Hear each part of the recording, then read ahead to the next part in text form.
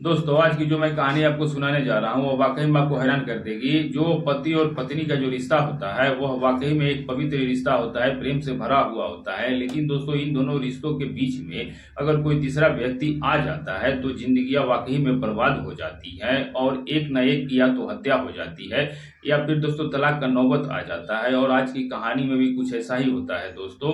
दो पति पत्नी जिंदगी अपनी ऐशो आराम से बड़े अच्छे से काट रहे थे, लेकिन एक व्यक्ति की इंजरी होती है और जब उसकी इंजरी होती है तो जो होता है वह वाकई में चौंकाने वाला होता है।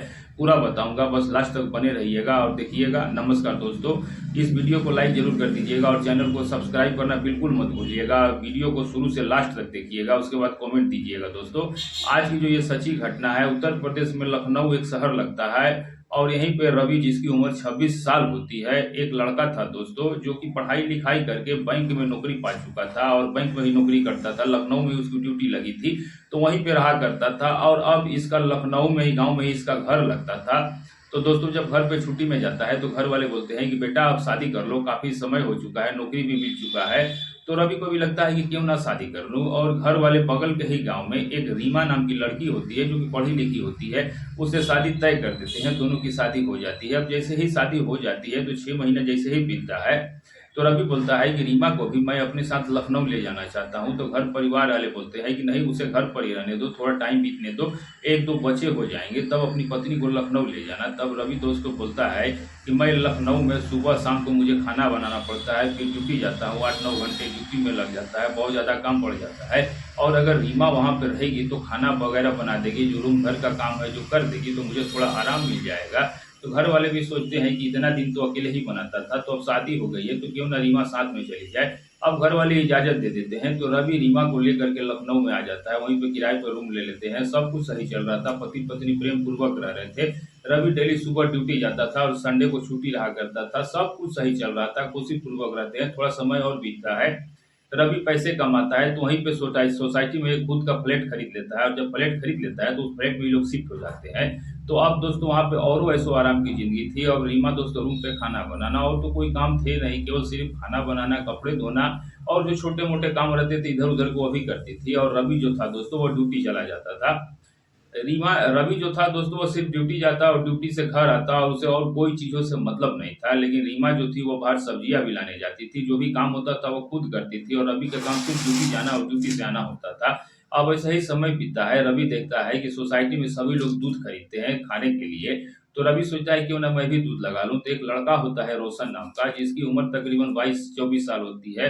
वह सुबह आता है, एक तरफ से दूध बांटता है, पैसे लेता है और अपने घर को चला जाता है। तो रवि दोस्तों एक दिन रोशन से बोलता है कि भाई अगर तुम दूध बेचते हो तो हमारी भी प्लेट में दूध दे दिया करो।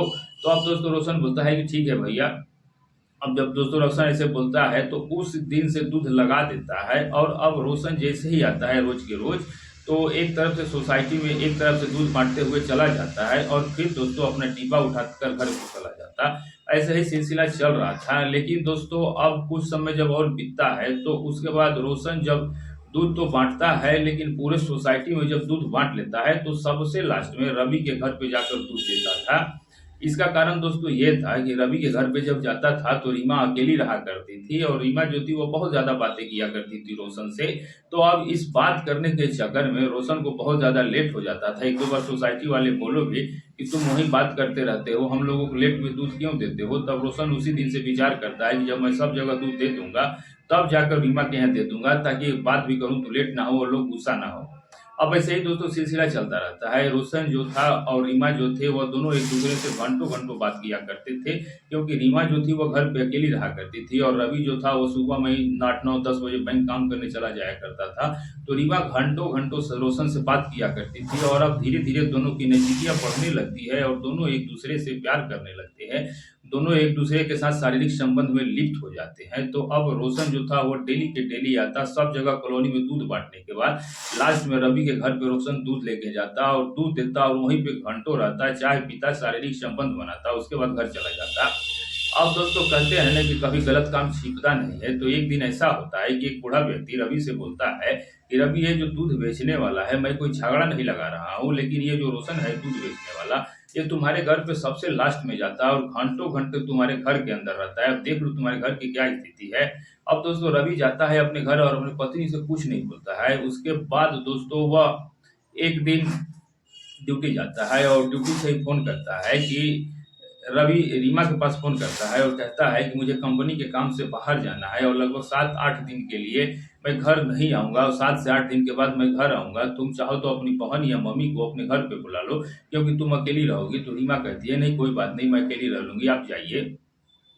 अब वो फ़ोन कट कर देता है रवि और उस दिन दोस्तों रोशन सुबह में आता है, सब जगह कूट बाँटता है डेली की तरह। उसके बाद रीमा के भी घर जाता है, दूध देता है और वहाँ पर रुकता है, काफ़ी देर तक बातें करता है, शारीरिक संबंध बनाता है। उसके बाद जाने लगता है तो रीमा बोलती है कि रोशन आज कहीं मत जाओ, आज यहीं पे रुको, क्योंकि जो तुम्हारे मालिक है यानी कि रवि आज आएँगे नहीं, जा रहे हैं 7-8 दिन के लिए बाहर, तो तुम यहीं पे रहो रात भर, सुबह जाना। अब दोस्तों जो रोशन था वो क्या करता है कि ठीक है, अपनी बाइक ले जाकर के एक दुकान पे खड़ा कर देता है और आकर के फिर वहीं उस फ्लैट में रहने लगता है। उसके बाद दोस्तों रवि जो था वो 3 बजे अपनी सोसाइटी में आता है, गाड़ी खड़ी करता है और कहीं बाहर में जाता है और देखता है घर में आकर के कि मेरा अंदर से दरवाज़ा लॉक है, तो कुछ नहीं करता और खिड़की से झाँक के देखता है। और खिड़की से दोस्तों जो वह देखता है तो वाक़ई में देख के चौंक जाता है, उसके पैरों तले से ज़मीन खिसक जाती है और देखता है कि उसकी पत्नी बिना कपड़ों के रोशन के साथ शारीरिक संबंध बना रही है। और जब इस तरीके से देखता है दोस्तों तो वह चौंक जाता है और फिर दरवाज़ा खटखटाता है। और दोस्तों जब दरवाज़ा खटखटाता है तो रोशन कहीं छिप जाता है बेड वगैरह के नीचे, और जब अंदर जाता है रवि तो दोस्तों उसकी पत्नी जो होती है वो बहुत ज़्यादा परेशान अवस्था में थी। अब वह बोलता है उससे कि चाय बनाओ, अपनी पत्नी से ही पहुँचते बोलता है कि चाय बनाओ। और जब उसकी पत्नी चाय बनाने लगती है तो रवि बोलता है रीमा से कि तुम 1 कप चाय मत बनाना बल्कि 3 कप चाय बनाना। उसकी पत्नी बोलती है कि हमेशा 2 कप बनवाते हैं, आज 3 कप क्यों? तब रवि बोलता है कि तुम बनाओ बस। अब दोस्तों जब चाय बन कर के तैयार हो जाती है और जब रीमा लेकर के चाय रवि के पास आती है और फिर उसके मन में आखिर यही सवाल था कि आखिर 3 कप चाय क्यों बनवाते हो? हमेशा तो 2 ही कप बनवाते हो।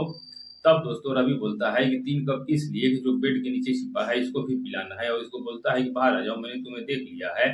और जब इस तरीके से बोलता है तो दोस्तों होता है अब ये कि जो वो लड़का बेड के नीचे छिपा हुआ था, तब दोस्तों रीमा के पसीने छूटने लगते हैं, थर-थर काँपने लगती है। अब फिर दोस्तों तेज़ आवाज़ में जब रवि बोलता है तो निकल कर के बाहर आ जाता है रोशन और काँपते हुए पैरों पे गिर जाता है। तब रवि बोलता है पैर पकड़ने की ज़रूरत नहीं है, तुम उठ जाओ सीधे चाय पियो। अब जब इस तरीके से दोस्तों रोशन सुनता है तो वाक़ई में चौंक जाता है कि आखिर ये क्या कर रहा है, चाय मेरे को पिला रहा है। अब फिर दोस्तों जब ज़बरदस्ती करता है तो चाय पीता है और चाय पीने के बाद तुरंत पैर पकड़ता है और वहाँ से तुरंत भागता है, अपनी गाड़ी उठा करके भाग जाता है अपने घर पे। रवि कुछ नहीं बोलता है, उस दिन शाम को अपनी पत्नी के साथ रहता है, सुबह ड्यूटी जाता है, उसके बाद लगभग 4 दिन बीत जाता है, संडे आ जाता है। संडे के दिन दोस्तों अपनी पत्नी रीमा को गाड़ी में बैठाता है और कहता है कि चलो मार्केट, और मार्केट ले जाता है और बोलता है कि जितना तुमको शॉपिंग करना है उतना कर लो। खूब सारी शॉपिंग कराता है और कहता है जो भी सामान खरीदना हो खरीद लो। रीमा भी खरीदती है सब सामान और सोचती है कि शायद मेरे पति सब कुछ भूल चुके हैं, इसीलिए सब कुछ मुझे खरीदवा रहे हैं। वो भी हैरान थी लेकिन सब कुछ खरीद ली है। और उसके बाद रवि जो था वो अपने लिए भी कुछ जूते कपड़े खरीदता है और उसके बाद दोस्तों गाड़ी में भरता है और शाम हो चुकी थी, लगभग रात रात को 9 बज चुके थे। होटल में जाता है, 5 स्टार होटल में खाना खाता है, अपनी पत्नी को भी खिलाता है और उसके बाद बैठा करके उसे चल देता है। और अब गाड़ी में बैठाने के बाद सोसाइटी की तरफ नहीं जा रहा है बल्कि जंगल की तरफ जा रहा है। अब जो जंगल की तरफ जा रहा है तो रीमा चौंक जाती है और गड़गड़ाने लगती है और बोलती है जंगल में क्यों ले जा रहे हो, मारना है क्या हमें? और मारना है तो मैं माफ़ी चाहती हूँ, तमाम चीज़ें रीमा बोलने लगती है। तो रवि कहता है ऐसा कुछ नहीं है, तुम टेंशन मत लो, तुम्हें जंगल में नहीं ले जाऊँगा, तुम्हें मारूँगा नहीं, तुम बिल्कुल भी टेंशन मत लो, जैसे भी चल रहा है बस चलती चलो। अब रीमा दोस्तों गाड़ी में बैठी हुई थी, तभी दोस्तों रवि जो था एक गाँव की ओर गाड़ी को ले जाता है और ले जाके खड़ी कर देता है। 4:30 बज चुके थे, हॉर्न मारता है। गाँव के लोग सुबह के समय में रात को शाम को 9 बजे तक सो जाते हैं और जब गाड़ी के लोग आवाज़ सुनते हैं गाँव वाले तो सभी निकल करके बाहर आते हैं और जब बाहर आते हैं तो देखते हैं कि एक व्यक्ति है और एक औरत है। तभी दोस्तों दरअसल जो वह गाड़ी ले गया था वो रोशन के घर के सामने खड़ा किया था और रोशन भी बाहर निकलता है और देखता है कि रवि और रीमा दोनों आए हैं। अब दोस्तों यह देख करके रोशन भी चौंक जाता है, हैरान हो जाता है कि अब क्या होने वाला है। तभी दोस्तों रवि बोलता है, अपनी पत्नी को बोलता है कि बाहर निकलो। उसकी पत्नी बाहर निकल जाती है और दोस्तों जितने भी शॉपिंग वाले सामान था सब कुछ बाहर निकालता है रवि और कहता है कि ये लो सामान और अब यहीं पे रहना, क्योंकि तुम मेरे में कुछ कमी होगी या मैं कुछ तुम्हें खुश नहीं कर पा रहा हूँ, और अगर तुम इसी के साथ रहना चाहती हो तो यहीं पे रहो, धोखा मत दो। अब मैं जा रहा हूँ। और अपने ससुर के पास फ़ोन करके बोल देता है कि तुम्हारी बेटी अब यहाँ रोशन के साथ रह रही है, और फ़ोन करके बताता है कि तुम्हारा दामाद अब नया मिल चुका है और अब यहीं रहेगी, और अगर अब तुमको अपनी बेटी को बुलाना होगा तो रोशन के पास आना, मेरे पास मत आना। सब कुछ बता देता है और गाँव वाले भी चौंक जाते हैं। रीमा बार-बार के रो-रो के गिड़गिड़ाती है और माफ़ी माँगती है, गुहार लगाती है कि हमें ले चलो साथ में, हमें यहाँ नहीं रहना है। लेकिन दोस्तों रवि एक भी बात नहीं सुनता है, अपनी गाड़ी उठाता है और चला जाता है वापस। अब रोशन भी दोस्तों उस महिला को स्वीकार कर लेता है, उसे रख लेता है अपने घर पे। बाकी इस पूरे घटना को सुनाने का मेरा मकसद किसी को दुःख पहुँचाना, किसी को हैरान परेशान करना नहीं, सिर्फ़ आपको जागृत करना है। तो दोस्तों आप कमेंट करके ज़रूर बताइएगा कि रवि ने जो किया वो अच्छा किया या नहीं, और रोशन ने क्या किया, रीमा ने क्या किया, क्या सही है, क्या गलत है, कमेंट अवश्य कीजिएगा। चैनल को सब्सक्राइब, वीडियो को लाइक ज़रूर कर दीजिएगा, और आप ये वीडियो जहाँ से भी देख रहे हैं, अपना और अपनी सिटी का नाम लिखना मत भूलिएगा। मिलेंगे किसी अच्छी सच्ची घटना के साथ, तब तक के लिए दोस्तों नमस्कार।